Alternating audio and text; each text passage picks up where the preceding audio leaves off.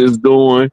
And then the ones that didn't want to obey the ones that were so-called righteous decided to do what they wanted to do instead of doing what they was told to do.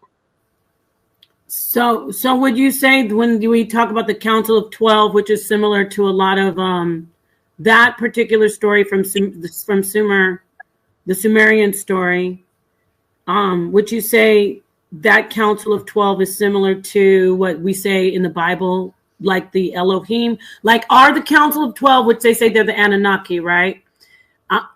I'm trying to really, in my research and what I study, Mr. Hayes, is that there's so many, like, it's conflated with, there's the Ajiji story conflated with the Anunnaki story, and then it goes into the Bible, like the creation story of the Bible called the Elohim. We would think, okay, that matches the Anunnaki, but then there are also parts of that creation story in the Bible that seems like it's the Ajiji, which is called the fallen, you know, like the story you said about the Enoch. So how do you decipher that? Like, you particularly, when you're talking to somebody who says, well, show me this in the Bible, how do you separate Anunnaki, Ajiji, Elohim? Like, how do you do that? Well, really, the Bible is like potpourri. It's an admixture of Middle Eastern and Egyptian texts put together in Europe to control people. You got to go back to what Constantine said when he created the church, what he was doing, right? Not what they tell you the church for, what the person that commissioned the church to be created, right, said about why he was creating the church. There's two different paradigms, right? You can't always clearly identify the difference between a Nephilim, fallen one, and a Elohim or Beno Elohim, children of Elohim. You can't always distinguish them in the Bible because even the word God in the Bible is a whole bunch of different words, right? It's not one word throughout the whole Bible that translated as God. They translate different words in different places to be God or Lord according to the narrative they pushing. So you can't always use the Bible as a cohesive reference. One of the things about the Bible is they tell us to worry about the devil. Tell me who the devil killed in the Bible, and I'll wait. And then I can tell you a whole bunch of people that God killed, and I can tell you where he lied at too, because he told Abraham if he found one righteous in Sodom and Gomorrah, he wouldn't destroy it. What did he do? They found Lot there, told him to leave, and blew it all up. Right? That's a bald-faced lie. Five. Okay. Righteous. It wasn't five. But he got down to one. No, he came down to 5. Started at 50, came down to 5, not 1. Okay. Who all left? How many people left with Lot when he left Sodom and Gomorrah? 5, but the wife was not righteous. She looked back, so it was only 4. Now you're trying to justify the destruction of Sodom and Gomorrah. I'm trying to tell you the truth. He found 5 people. No, but 1 looked back, so it was only 4. So the only thing he did wrong was look back. Actually, it was 3. Of the 4, 1 looked back. It was Lot, his wife, and his 2 daughters. That was it. It came from 50 to 5. So, okay, I'm gonna let you have that. Yeah. I'm gonna let you have that, but you still can't justify the lie he told Adam when he say, the day you eat from that fruit, you're gonna die that day. Because the church gonna tell you, oh, the essence, all of the essence in Adam died. No, that's a bald-faced lie. Adam was still living and they had kids, so that means that he got lied to. Adam died that day. To be separated from God, there's 2 deaths in the Bible. There's the physical death. I know the dogma. I know the dogma. Revelations chapter 20 brings it out about the second death, of which there's no power over, no Holy Ghost power to deliver from the second death. Okay. Yeah. He still lied to him because he didn't die that day. He died that day. He became separate from the source. He wouldn't have had no children if he'd have died that day, because all his children was after that day. Not physically, he died spiritually that day. It don't say that. The book don't say if you eat from the tree that day you will spiritually die. It don't say that. It say you're gonna die the day you eat from that tree. Thank you, brother. I see Rob be watching that, man. Thank you, Rob. But the book implies it. No, it don't. No, it don't. What implies it is you. Y'all always changing the damn narrative, man. Precepts. Like I say, let the Bible interpret Rod is right, brother. Rod is right. Rod, what about this? I just want to interject this. Okay, so if we take the Bible, Elder and everybody, and if we say, oh, they died spiritually, dying spiritually would be being spiritually separated from God. So right. the Bible says, you agree with that, right? Right. Well, the Bible says in chapter 4, she's got a child from God. So they're right there. They're still connected. Listen, man. Just listen. They're still connected to God spiritually because she blesses the name of the Most High. She says, I have received a child from the Lord. See? So if she died spiritually, she wouldn't get anything from the Lord. She's getting blessings from the Lord. They're giving sacrifices in chapter 4. They're doing offerings. That means they're connected to the Most High. Now, can you admit that you are wrong, Apostle? Watch, he can't do it. I'm not wrong. See? No, it's not that I'm not trying to make him say he's wrong. I'm not wrong. No, even now, there's a sense of separation. The only connection I have to God is through Christ. And without the connection, I have no connection to God. Okay. And without that connection through Christ, I have no connection to God. So right. what I was going to finish. Just let me finish. Christ wasn't born when Adam and Eve was there, so they couldn't use that Christ connection BS. Even if they say that, oh my God, you got to talk to me. I wanted to say something. Of the world, Christ was slain in Genesis 1. Okay, you can see evidence of Christ being slain in Genesis 1:1 in the word Bereshit. All right. Well, if you say that we were only connected through God through Christ was a sacrifice in the Bible. In Genesis, they do. I'm going to go back to the Bible. We said we're using the Bible. We're eisegeting right now, all of us. If we look at the actual text, there is no separation from God. So they didn't die spiritually. In the actual text, in chapter 4, it says, I've gotten a child from the God, and it says, if you do good, like he's talking to Cain, she's talking to Cain, to be honest. They're talking to Cain saying, if you do good, then like Abel, who does blood sacrifice to God, then you'll be fine. So there's no disconnection from God. They didn't die spiritually. And that's what the text says. The text says that. Can you address that? Yes, I can address that. Because of the sacrifice, which is a type and shadow of Christ, who is our true connection. Those sacrifices points to Christ. That is the connection. That's why they're doing the sacrifice, to restore the connection that was lost. What was the sacrifice? They got them kicked out of the garden. That's why there was no sacrifice in the garden, except for what God did to clothe. There was a sacrifice in the garden. That's why they had animals' clothing on. They killed an animal. They had on the clothing of animals. They did not. They had on leaf. No, when they left, it says they had. The Most High did that. The Most High covered. No, but Apostle, let me just get a word in. I'm just saying the Most High did that. No. You said there was no sacrifice. They did kill an animal. They did not kill an animal. Adam and Eve did not kill an animal in the garden. Then how did they get the animal's skins on their body? The Most High gave it to them. He clothed them. because Okay. he I'm gonna let found Rod handle the this. leaves. Well, wait, He wait, wait, found wait, the wait, leaves wait, was not Apostle, wait.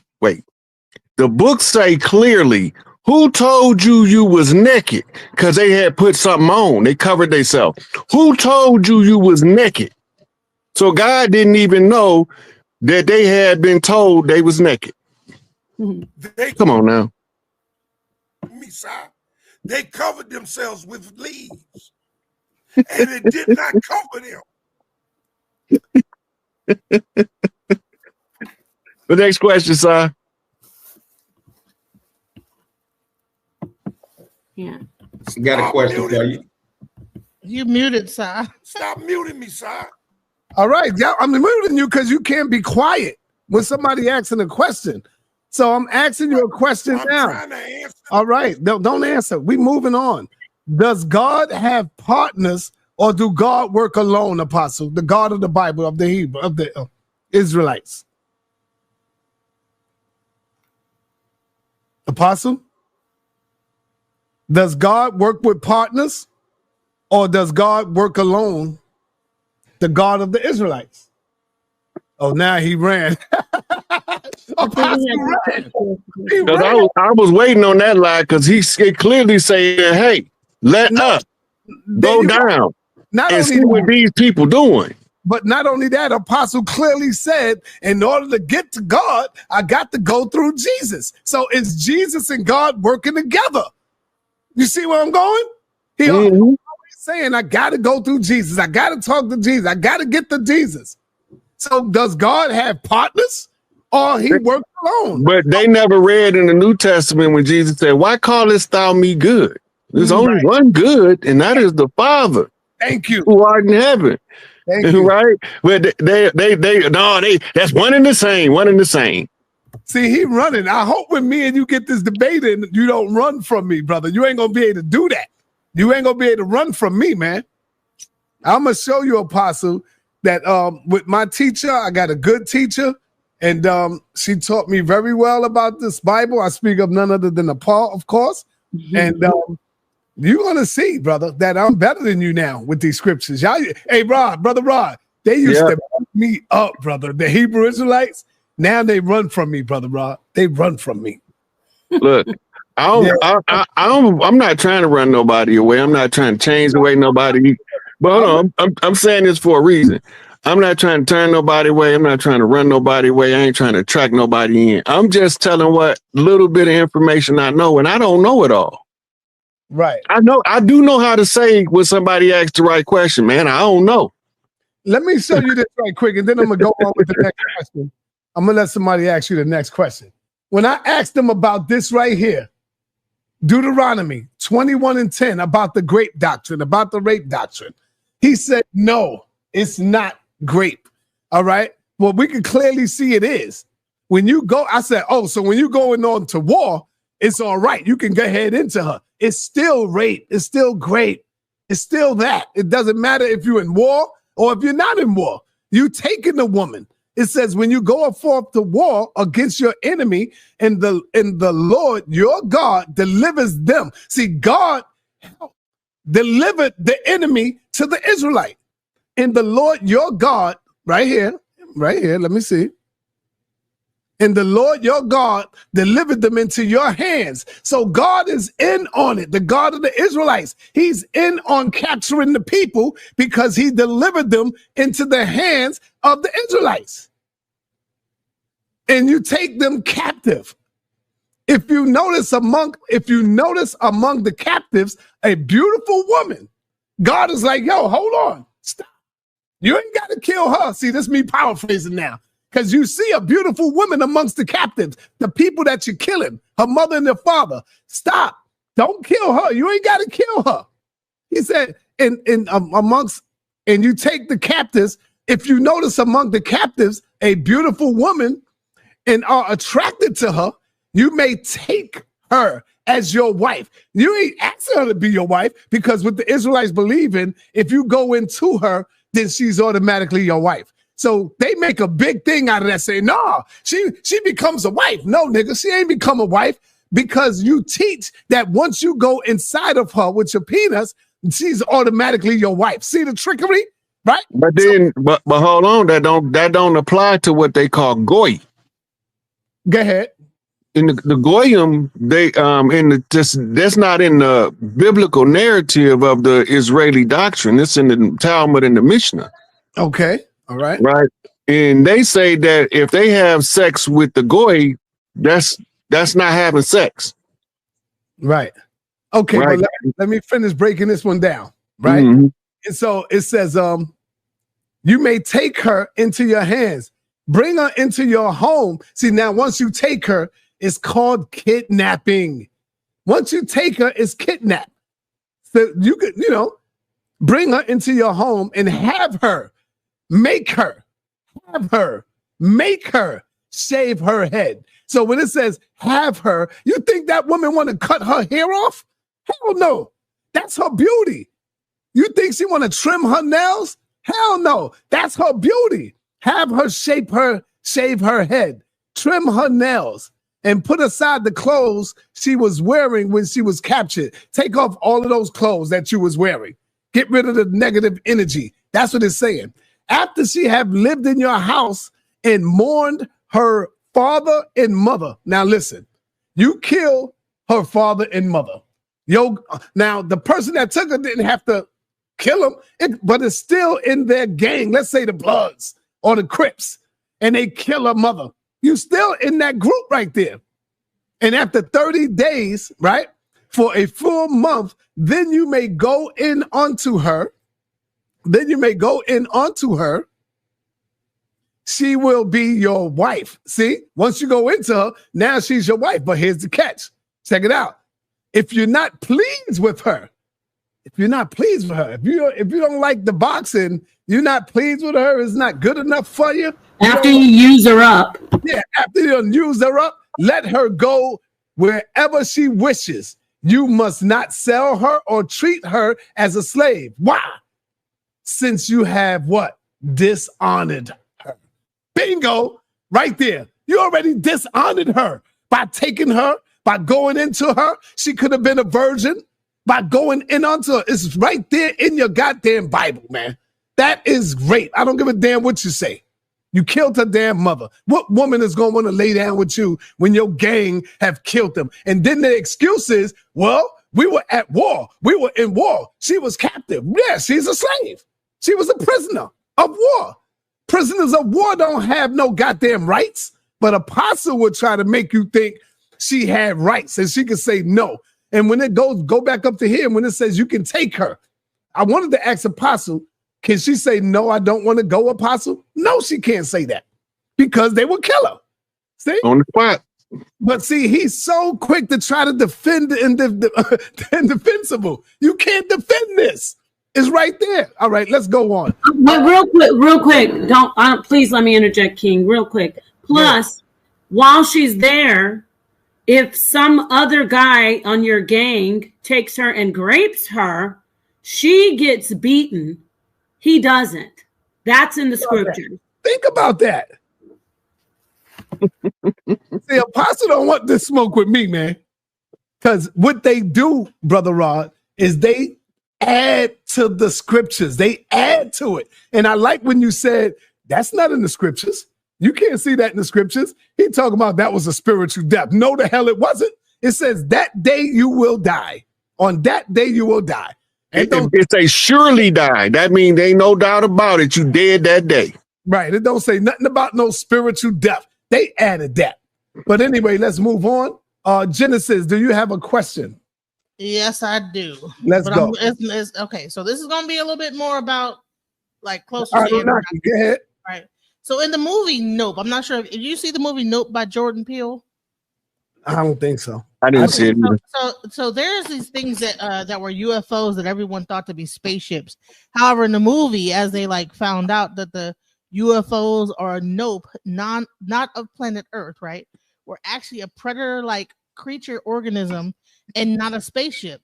Recently, they admitted to UFOs existing in Congress, and they mentioned that they are not sure if the UFOs that are coming up out of that they're coming in contact with are machines or organisms coming up out the sea, flying around, going to nuclear power plants, cutting off and on nuclear reactors.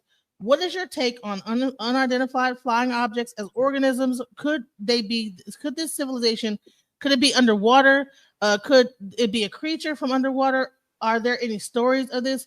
Could Anunnaki be underwater instead of in outer space? In Yoruba tradition, we have a concept called Olokun, which is the deep, dark parts of the ocean. That's still a mystery. What are your thoughts? Is there a connection? Is there any ancient texts that talk about any kind of like UFO like objects that come up out the ocean and are like creatures, or maybe they are machines, or what's your take on that? Well, go to the Dogon, the Dagon that came from the waters, and they was dressed like fish, right? So we do have stories of people coming out of the water to teach humans on land. But it don't say if they got a ship under the water. It just said that the Dogon came out of the water. That's the fish head god that the Pope wear a hat in commemoration to, right? And this not a unknown phenomenon to experience what people refer to as mermaids or people that swim in the ocean. You still have tribes in South Africa that free dive. Then you got them in Asia that free dive without scuba gear, been doing it for thousands of years. And they say they got it from their ancestors who originally came from the water onto the land. So that concept is in a lot of legends around the world. And as far as them being the ships themselves being an organism, I can't say one way or the other. I have no information to say that the ship itself is an organism, but we do know that some of the ships that's crashed, they've recovered organisms from, because they disclosed it in the Senate hearings that they had what's called biologics, which is the body of what they classify as an alien. So would you think that, like, okay, for instance, that the mermaids are just fish, kind of like humanoid fish swimming around? Or do you think they might be underneath the water with advanced technology? If there were Anunnaki and like maybe the earth probably went through a change, that maybe the Anunnaki, some of them probably like went underneath the water and created like a civilization there. And now they're like ships are coming up out the ground and flying over stuff instead of coming from outer space. But maybe they're here already in the ocean and just coming up out the water. Several ufologists have put forth that the beings that we seeing is coming from inner earth and they coming from beneath the oceans, and they present different lines of belief to why they came to that conclusion, right? So it's really a hazy topic because a lot of the UFO experience information has been kept concealed from us. We couldn't cross-reference or research until now. We starting to get access to this information, and then we'll be able to review it and go over it later. But all of the information is still not available to us because they still disclosing in real time. And you know, recently they're saying that we live in like a dome-like thing. It's that we can't get out of this dome, right? And then when you see rockets go up, it looks like it hits the dome and comes right back down.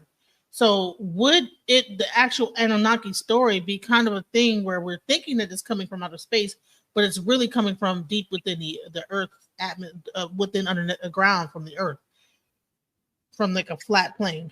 Well, according to some of the ancient legends, the reason they can't leave the earth is because we in what's called a light cold lockdown. The light cold lockdown is the description of what we call the Van Allen belt. The Van Allen belt is the radiation barrier into outer space, and they have what's called windows to shift them from one level of atmosphere to the other.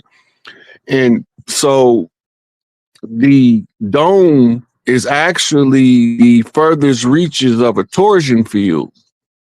And it's some kind of science involved with keeping us within the confines of that radiation belt. All right, let's move on. Hold on, Genesis. Let's get to Meta Williams in the building. What up, Meta? You got to unmute yourself, brother. Yes, sir. Peace to you, brother. Good to see you, It's man. Meter. My bad. Hey, Meter. man. Peace to the panel. What's up, Chief Pontiac? Peace, God. How you Rod doing? Hayes, man. I had dreads, bro. We chopped it up a couple of times, few times. But I got a couple of things to add, and it's just to add on to some of the things that you were saying. And it is dealing with the GG. So the GG was stationed, well, what's that? The Emerald Tablets of Thoth, and it's a couple areas where they explained about the GG. The GG was in I think it's Mars. Atrahasis. Yeah, the GG was stationed in Mars, and it was a working class, and they had got fed up because they didn't have no women or nothing, and all they was doing was just working. But from my understanding, it was more of them than it was. Well, it was all Anunnaki. It was just different races.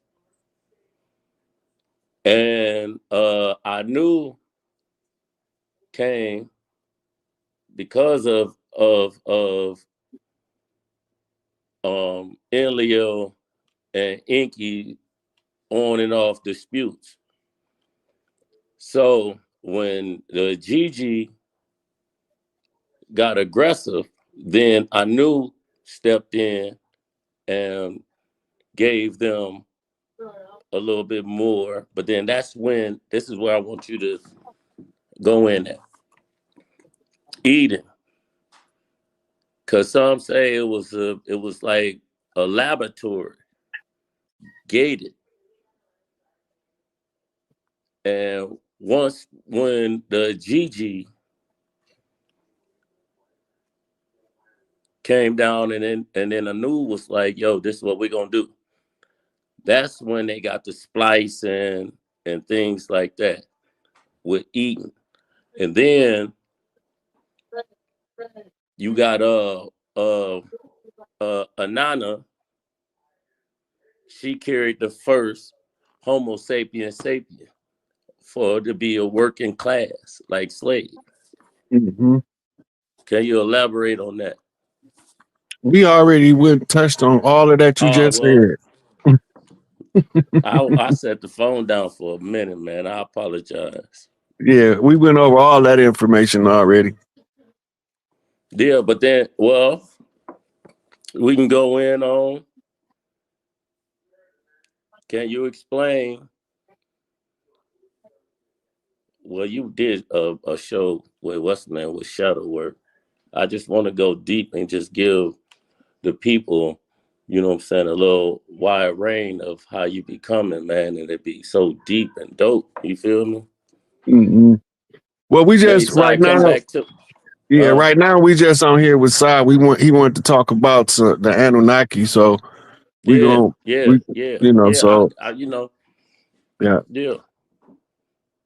So Sai, come back to me, man. I can. Let me get to my man Cosmic Chris. I know Cosmic getting ready to go into space. He getting ready to get into the aliens, and I think Cosmic think he's probably one of the new, the phenom, Anunnakis. Let's go, Cosmic. Yeah, shout out to you, peace to the panel. Peace, brothers. I'm coming to you more of a student right now. I know last time we talked, we had a little, you know what I'm saying, we was going back and forth on the good topics. I just want to come as a student a little bit. I like your tree in the background. Nice tree, brother. I don't celebrate all that, but my girl. Should have got the colorful lights, man. The color light. And it's a black tree. It's blacked out, just so you know. That's why I look like that. You feel me? Should have got the black lights black all the way. Should have got the black lights. Yeah. Oh, we working on it. Ain't done yet. I'm waiting for my son to come over. You know what I'm saying? There you go, brother. And we're gonna get right. So. Yep. Now, I want to ask you, what can you teach us about Anunnaki putting caps on our lifespans? What they talking about is reducing the length of the telomeres on the chromosomes.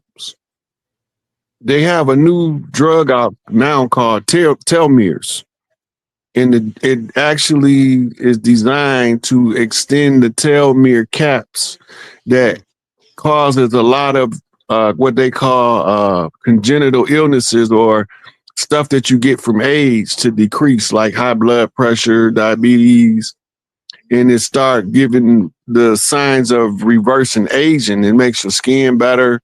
So when they talk about them capping our DNA, they actually uncap most of the chromosome, where the telomeres only cover the tips of the chromosome.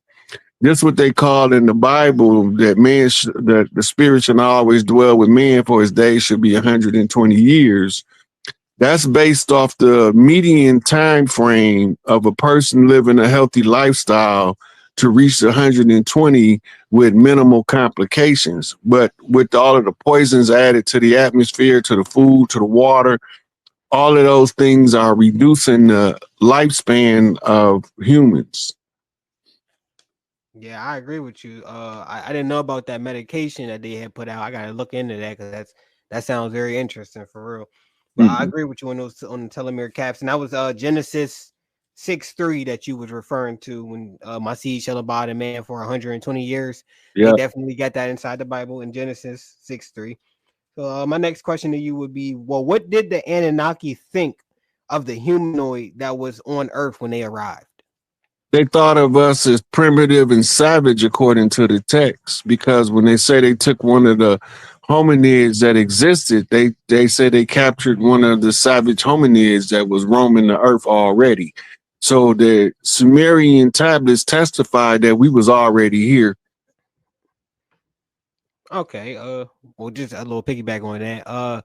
Well, would you say that we have some of their DNA inside of us? According to the text, and without me getting in the laboratory, actually looking at the genome to determine what's natural to the human and what's not, I can't say for sure, but based on the stories we've been given over the ages and the way that we've been told everything operates, it would seem that a sizable portion of the human family have Anunnaki, or they really call the denier DNA. So would it be safe to say that they liked us enough to at least share some of their DNA with us, or they at least found us as a I know they liked our women enough to set off on a 6,000 year rape campaign. So they gotta like us some kind of way somewhere. Well, you think it's rape? I mean grape. I don't want to use that word on YouTube, but you think it's to that extreme? You wouldn't think that it was just so I just read it out of the book. Yeah. And they've been doing it all over the earth. They ain't stopped. Look, when they talking about blood sacrifice, they talking about a Babylonian blood magic ritual, right? When the church talk about taking the Eucharist, drink of the blood, eat the flesh of the Christ, it's symbolically eating the deceased corpse of a god, right? And spiritually, the symbolism is the same as the actual event. They reenact it in order to make sure they can keep the spell in place. This is the Babylonian sin, right? That's why they say everybody is born in sin, shaped in iniquity. What they talking about, all of us is being born, taught these bloodletting rituals of sacrifice that was written by Anunnaki by the name of Ninursin as a conjure control over people. He also wrote something called Babylonian sex magic and Babylonian money magic. And he masqueraded as Tahuti during the Anunnaki Wars. Well, how many aliens do you think, from your information and your opinion, how many aliens do you think can be on this planet right now? Out of 8.4 billion people? Yeah. I mean, and plus the ones we don't know about. Man, I can't give you no number. That right there. That's what I was waiting for. I was saying to myself, Nobody can tell you that. That's a very high speculation that takes a lot of confidence in knowing everybody individually on the planet. I don't know everybody. I mean, estimations. Yeah, I mean, estimations ain't never hurt nobody. I can dig it. I'll accept that answer. I'm with somebody. My girl wanted me to ask you this. She wanted me to ask you, is there any study that compares human brains to an alien species brain? If so, where can we find it? If they did a study, it's still classified as top secret. And if they did a comparative analysis, it's in secret, it haven't been released. Because remember, they just now admitting to the possession of what they call biologics, which is the bodies of what they call aliens. So if they just now admitting that, a lot of their studies like brain mass, weight, density, how many synapses per square inch, all of that stuff, they would have not released it yet because they only just now telling us they got the body. So we don't know what studies they done on the body, actually done on the body of the biologics that they possess. Okay, all right, that's fair. Now, my final question to you, and I don't know too much about this, so this is what I really need you to expound on, because it's hard to really get good information on this because none of us have ever been there. But what did the Anunnakis say or leave behind or depict anything? What did they say about Antarctica? Antarctica is not called Antarctica in ancient texts. Matter of fact, Antarctica has only been called Antarctica roughly about 100 years. Mm-hmm. Right before that, I forgot the name it was called, but it's in the book of Enki. Mm-hmm. I mean Enoch. In the book of Enoch, he describes the landmass of Antarctica that's under the ice before the ice was formed. Right. So when you go to the book of Enoch and he started laying the landmass out of this desert place that he's describing what's under the ice in Antarctica. And they only just now, since they've been going to Antarctica, was able to discover that that's the place that Enoch is describing. Okay. Yeah. Because I haven't delved into the Antarctica subject too much. I try to stick on, you know what I'm saying, to reality. Like we can't really touch base over there. But I always be fascinated with Antarctica. So I think we should hear more about it on this channel for sure. Look up the Bashinga tribe of Antarctica. Bashinga. Okay, bet. Before you go, I want to just add what Rod said if you're interested. There's an herb, actually it's a root called the astragalus root. I showed it on the screen, and it helps to maintain telomerase, which maintains the length of your telomeres, which is what he was talking about. You can actually go get that at any health food store. Oh yeah, can you name that one more time? Yeah, it's astragalus, astragalus root. And I don't know if that's what you're talking about, Rod, but it's a supplement that I use, and basically it helps activate telomerase in your body, which is an enzyme, and that keeps your telomeres long, like in your actual DNA. It keeps it from. That's how we age. Our telomeres start to shorten. So it's called astragalus root, and you can go research it. It's really good. You should take it as a supplement. I don't know, Rod, what do you think? Is it good? Because you said a chemical or something like a drug, but there's an actual, like I'm saying, there's a natural supplement. What do you think about that? Have you heard of it? I haven't heard of that particular root. I haven't done research on it. Before I had came across the telomeres treatments that they was putting out, I was onto the studies from a gerontologist out of UCLA named Cynthia Kenyon, and she found a receptor on the cells that allows also the aging process to ensue, which contributes to the deterioration of the telomere. So go look up, she got lectures on YouTube, Cynthia Kenyon from UCLA Berkeley. She's the gerontologist who had discovered the human aging hormone. And she created a blocker but they still doing what's called animal trials. While we're still talking about South Africa, I did want to like ask this question. In Antarctica, so Credo Mutwa talked of the moon being a spaceship that came into Earth's orbit millions of years ago, based on South African mythology. And some Earth-based South African beliefs, they remember a time when the moon didn't exist in Earth's orbit, and there was a fog that when the moon came, it regulated the oceans and seas and took the fog away.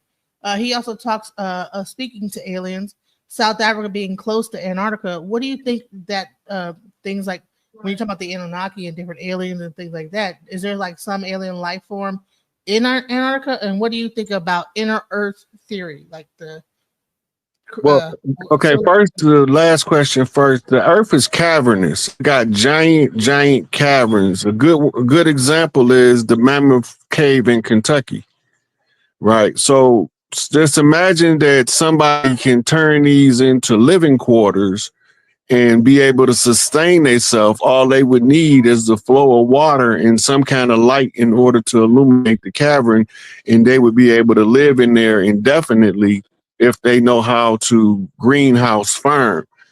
They have underground bunkers that's been emptied in Switzerland where people was living there. But now they tell it as if it was just a contingency for war. But Switzerland is the only country that has been the neutral zone ever since it was established, and they've been financing both sides of all wars. So those people that was living there, I don't know where they went, but they ain't there no more, because now they are showing and exposing those bunkers, thousands of them, which is cities underground. There's also cities underground in the Middle East, in India, and cities underground in Europe, and cities underground over here. So remember, there's a pilot that went down to Antarctica, and he said that he got guided in. I think it was like Robert something. He went into Antarctica, and it guided his ship into it, and he got to see a whole city down there. That was Admiral Richard Byrd. His first voyage was into the center of the Earth through the North Pole. His second voyage was supposed to be a trip to Antarctica, which he ended up going to the inner Earth through Antarctica as well, according to his report. So was that a cave, or was that does that prove that inner Earth exists? Well, if it's a cave, it's still inner Earth. Even if it's just a cave, it's still inner Earth. It's inside the Earth. That's inner Earth. Right, good point. I want to ask you, Rod, with that question. Like, I'm so glad you brought that up. You know how people say, well, our people aren't from caves. We're not from caves. So what do you think about that when we hear about this? You've probably heard of it, I'm sure, where the early humans had to go retreat under the earth, underground, to survive from, I think it's these watchers that you talk about, but they say Neanderthals. And also, I want to ask you that too. Are Neanderthals the watchers? So, but I want to ask you, what do you think about when they say Black people, they make the distinction, or we make the distinction saying Black people aren't from caves? When you talk about inner Earth, can you answer those two questions for me, please?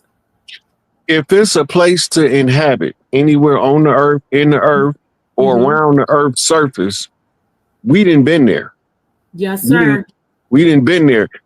We already know in our collective historical record everything to know about Earth. The people that don't, they the ones that's now learning about Earth as your scientists, your explorers, etc. They the ones trying to figure out everything. Okay. When our consciousness come back all the way online, a lot of the stuff that I'm saying ain't gonna sound so crazy no more. No, that makes a lot of sense what you just said, and I absolutely agree about that point. And then I asked the second part. I forgive me that I'm just overloading you with questions, but I have a lot of questions always for you. So what about and forgive me if you already addressed it, but when we talk about the Watchers, you know, interchanging Anunnaki, Watchers, Nephilim, whoever they are they at all related to what we're told in science as like the Neanderthal, who's not and even the Denisovian. So yeah, look, so tell me about that. Are those the actual Watchers?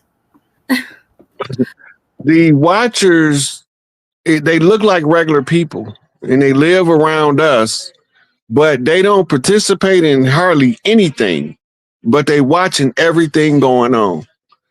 They creating what's called a eyes-on approach to the Akashic records being uploaded.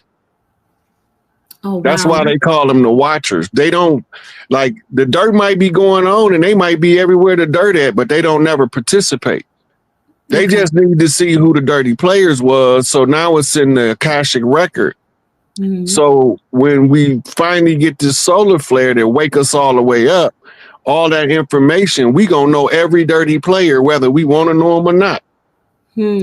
Okay. Like, are they like, you're saying like sleeper cell kind of people? Almost, except they might not never be used in war like a sleeper cell will.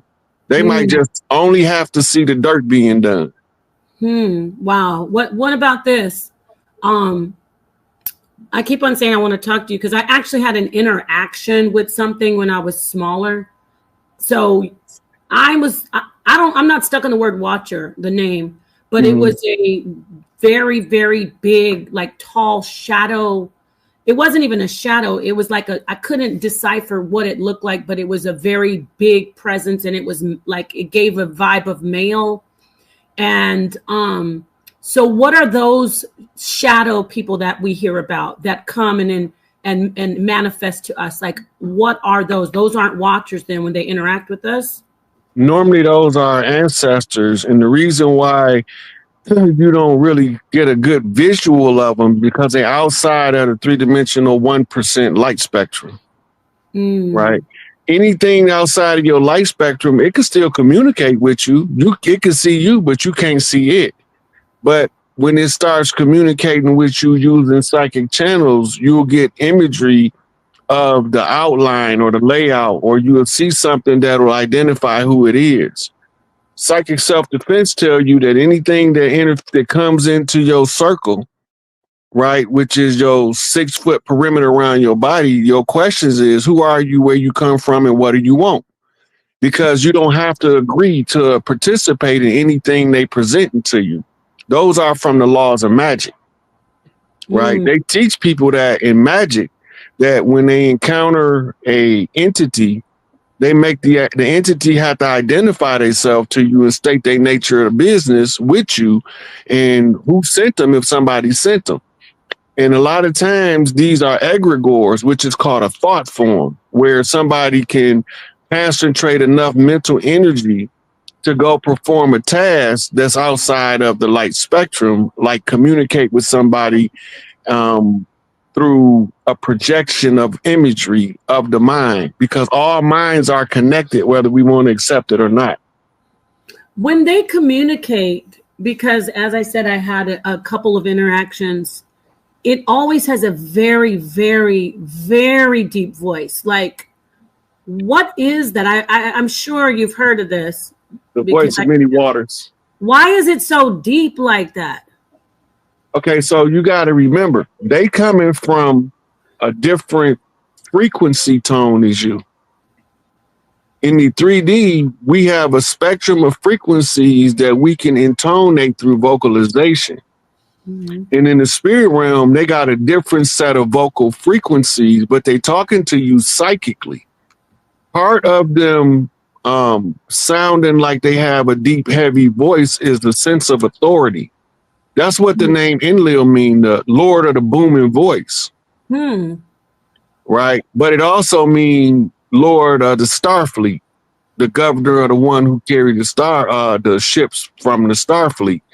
So we got two different meanings, because the word in Sumerian Akkadian mean Lord. Lil mean booming voice, right? But it's applied as a secondary application to the one who is in charge of command, because the one in charge of command is in charge of the voice of command, which they say sound like the voice of many waters.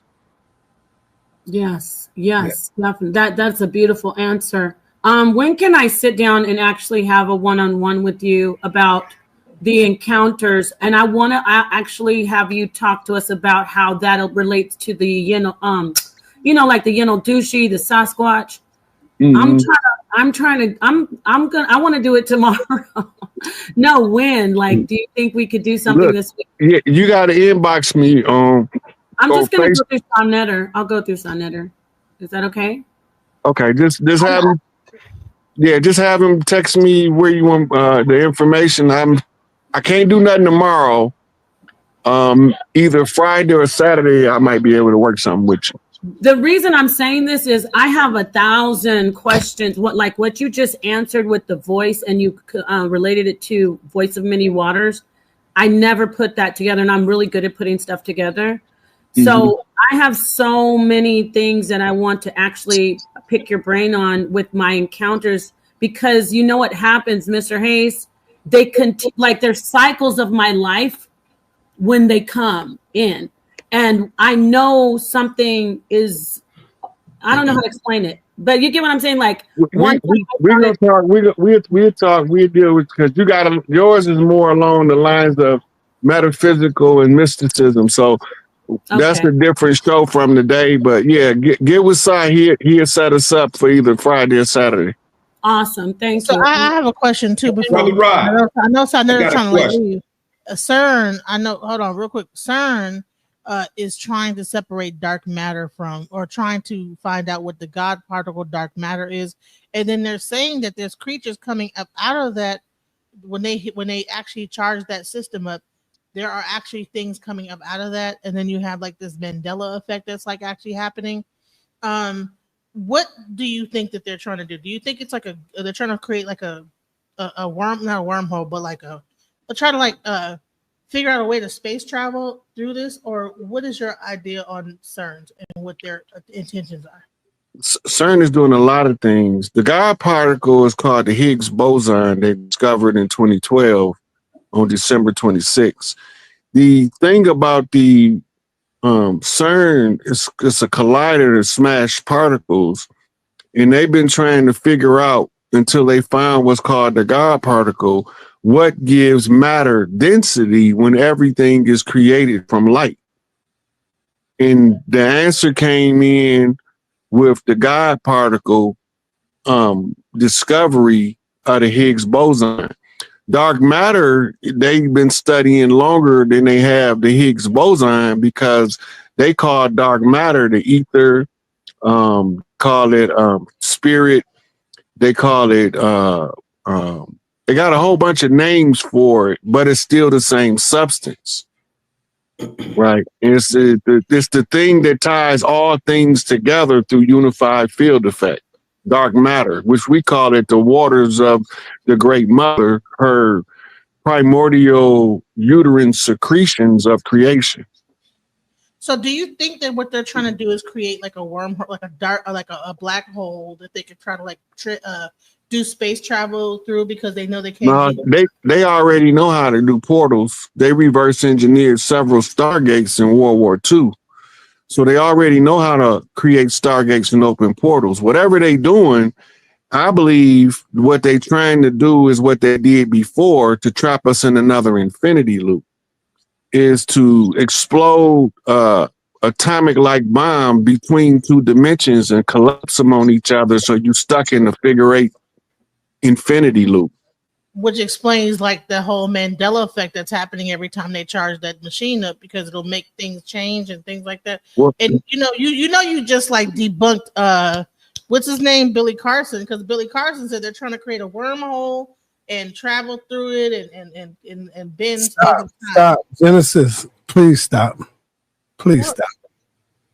Please stop. Don't mix my brother up with Billy Carson right now, man. Don't do that. No, he just debunked him. He just killed him. Yeah, right now his Billy Carson ain't doing too well. He's gonna have to come up, get up on that. We got to I get was believing him, and Billy Carson. I was like, damn, you just killed him. Thank you for that. Thank you for clearing that up because I was believing that shit. Thank you. Wow. Go. Wow. All right. So They already had Stargates. Wow. All right. Hey. Hold on. I'm getting ready to close this thing out. Okay. In the defense of Brother who's talking, man? I'm talking. Oh, sorry. Oh, Mr. Williams, go ahead, brother. Go ahead and get your last question in. We getting ready to close this thing out. Okay. In the wars, we're dealing with the Anunnaki. Enki had a son, Enlil had a son. And Enlil's son was Enkidu, or who I'm kind of shy with the name. Slight. Was it Mark? It was Vegeta that was imprisoned in what we called Antarctica. That was Marduk. Familiar with that? That was Enlil's son. That was Enlil's son named Marduk that he named after Enki's son Marduk. Yeah. So in the Anunnaki wars, what they do is they change names. So Enki had a son named Marduk, son of Enki and Damkina. Yeah. And Enlil named one of his sons Murdoch. It looked the same in Akkadian writing, but they're two different people, and you can only tell by what they doing which one is being spoke of. And this is so that the information get lost in history. And both of them, Enki's son and Enlil's son, is both looked at as the bad guy when one of them was here to help and the other one was here to do harm. Yeah, well, right. He was prisoned in Antarctica, right? Yeah, that's what that's in the book of Enoch. Yes, but then it goes a step further. It was Marduk. There was when we go back to the wars, when the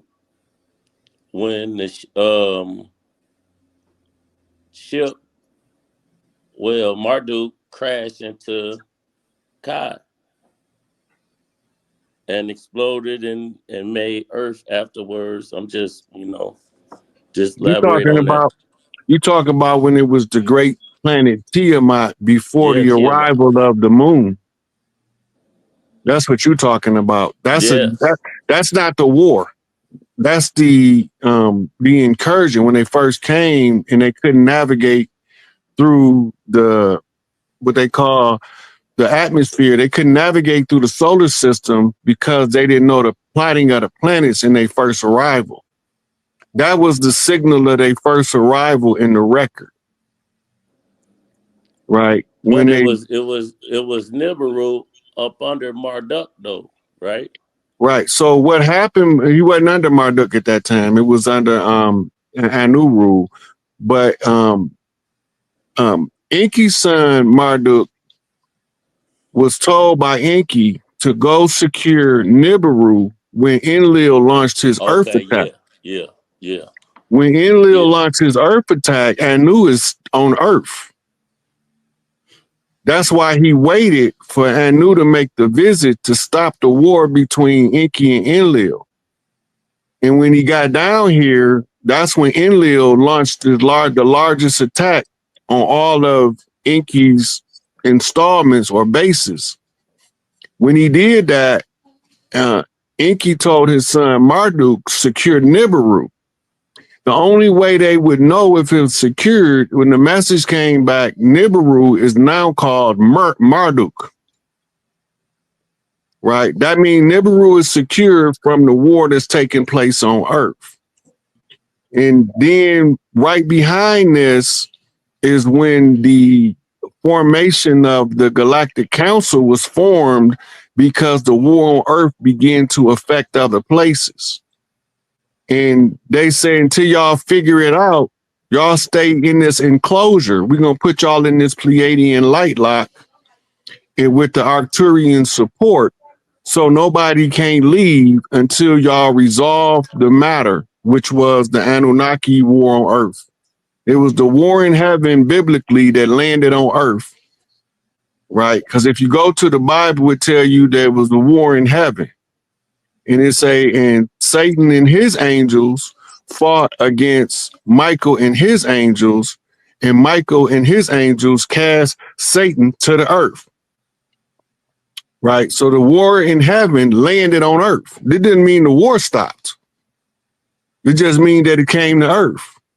All right. No, that's enough, Mr. Williams. We got to move on.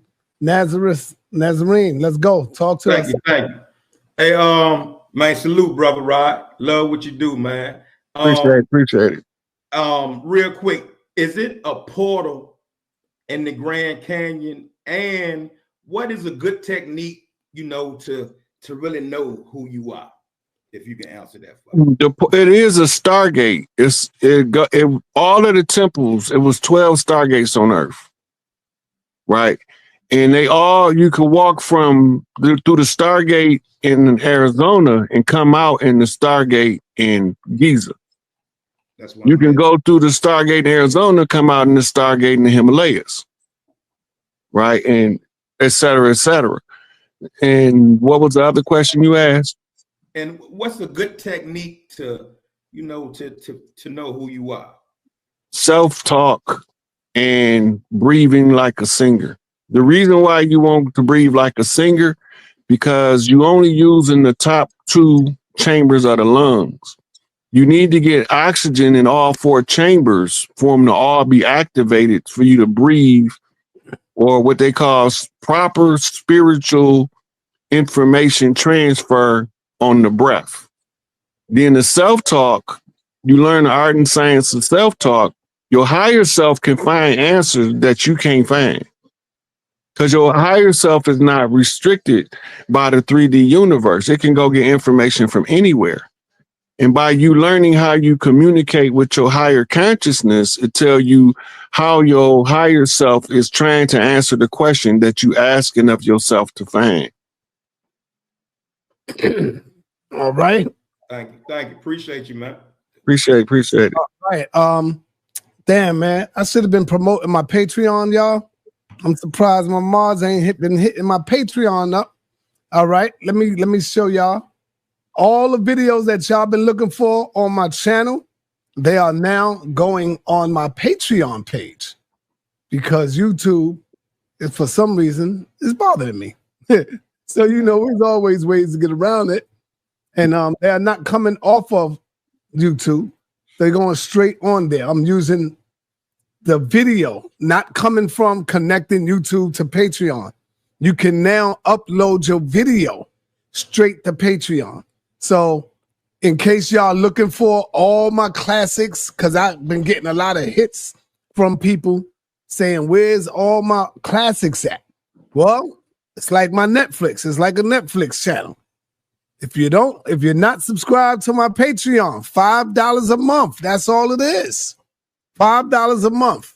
And I have over 5,000 videos or more between Sarnetta Studios and the HOK. And so here's some of them right here. This is the first one y'all might see until tomorrow when I start uploading more, with Nepal taking on JJ7000. This one right here, yes, it's Polite versus Captain Tazoriak. This is their first debate ever. I can't put it on YouTube because, you know, the clowns on YouTube will say, oh, you're promoting Polite. You know, the suckers, the sucker ass niggas, they will say stuff like that instead of looking at this is all classic history right here. So even, I think even Captain Tazoriak got this up on his channel, but they ain't gonna say nothing to Captain. They want to try to bother me and intimidate me, but they can't. It ain't gonna work. We got Polite versus Captain Tazoriak. This right here was in Philadelphia.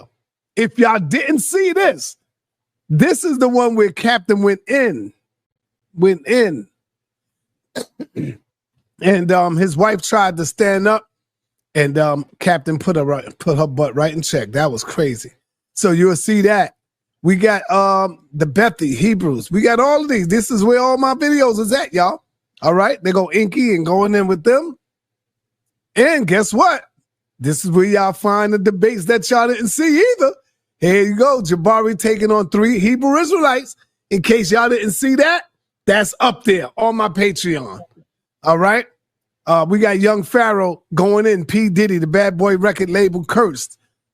Is he being set up like Bill and R. Kelly? Okay. I'm just showing y'all what we got up here. There's a lot of material up here, y'all. All right. This is my Patreon channel, and it's only $5 a month. And all the new debates will be up here. All the new stuff will be over here. I will also be going live on my Patreon when I know that it'd probably be a little controversial. Remember when I did that interview with Cynthia G? It's right here, y'all. Cynthia G. That interview was 2 hours and 30 minutes long. Cynthia G. Sarnetta goes one-on-one with Cynthia G. That's up there. Sarah Sukaseti and Sabir. That's their debate, part 2. And I can load up and go for more. Wait, stop 1 second, King. Yeah, right there, Genesis, that's the debate. Which That one? was the one he was talking about? I thought it was okay. See, that's Sabir Bey is not that person. So that's all I wanted to say. We'll talk about. Who are you talking about? Some brother said, well, I'll let her say it. He said that he did a debate with SETI and something like that. But who was it? Who was it, Genesis? Anal Bay, something. Hold on. Was it Sabir Bey? No, it was not Sabir Bey. It was, hold on, his name is Brooklyn Intelligence. Sharif Anal Bay. Sharif Anal. Oh, Bay. you're talking about Sharif. Brother, did you have a debate with him and Sonetta? No, they never debated. Sharif debated Reggie. Brothers, he must have got it mixed up. But Yeah. Sharif debated brother Reggie. That was Reggie's first debate. Oh, okay, that was what. Okay. Yeah, and shout out to the brother. I'm not dissing him or anything. I was just trying to make it clear. You know. Anyway. Garfield versus Gorilla Hebrew. This is where you see all the material. Oh man, Daniel Olive versus Battle Truth. The virgin birth. They did this too. The virgin birth. Did Jesus die for everybody or their sins? That's right there.